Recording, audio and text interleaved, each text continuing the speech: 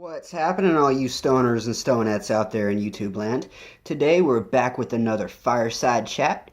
I have loaded up in Sherman the Hash Pipe, some Jack Herrera hash from Capital City Care. We spoke about this last time. Not their best selection, but you know what? I paid for it, so I'm gonna smoke it. What are we gonna be talking about on our Fireside Chat today? I had an interesting discussion at the dispensary yesterday when I was there about the merits of the federal government legalizing marijuana, or at least changing it to a Schedule II rather than a Schedule I substance. Uh, and I think we came up with the conclusion that it might not be such a good thing to have that kind of bureaucratic oversight in the industry as it is right now. If you even move it to a Schedule II substance, say they do that, then it goes into the realm of like the FDA and all of the bureaucratic stuff that they have to go through, that they're gonna go through to try to take it and then give it to the pharmaceutical companies who are going to try to put it into a pill and sell it back to us at jacked up prices. And that means all the small grow houses and dispensaries and stuff, they go away because now it's all in the hands of big pharmaceutical companies, and we don't want that. It's like we don't want these people who are already jacking the prices up for blood pressure medicine now jacking the prices up for a plant that we can grow for ourselves. That's ridiculous. Also, if they were to do something like put it in the realm of the ATF, treat it like alcohol or like tobacco, you have the problem of more bureaucracy on the federal level. The cost of entering into the business would go up again. It's already really high to enter the business, and you're going to force the small people out. Who are you going to be left with to get into the business to be growing the plants to supply people? The tobacco companies, or who's going to have the money to do that?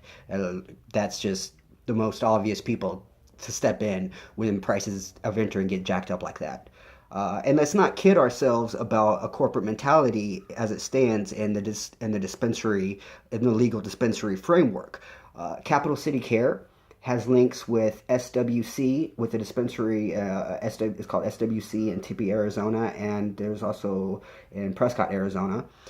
Their website is nearly identical to it. The logo is nearly identical. In fact, the Capital City Care website used to link back to the Tempe, Arizona website. So they're the same people behind them both. Abaton Wellness there's an Abaton Wellness dispensary in California, in Sacramento. So they tried to open a dispensary here. Montel Williams even came and because he's one of the partial owners of Abaton Wellness, and tried to open there. So we already have Interstate Commerce. Like you say, the strain Pine Trek from Abaton Wellness only is grown by Abaton Wellness from in California. So that means somebody drove a plant from California to DC.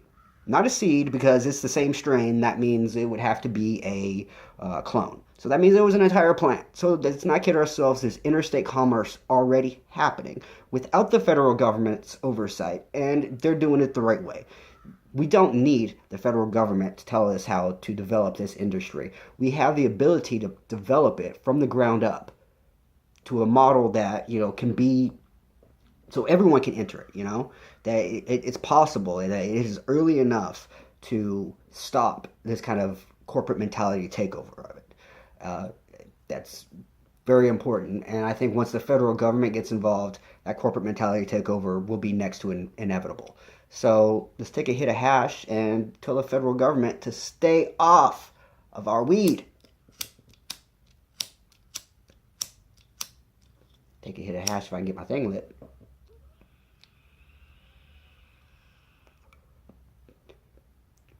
Yep. Federal government, leave it alone. Let it develop how it's developing.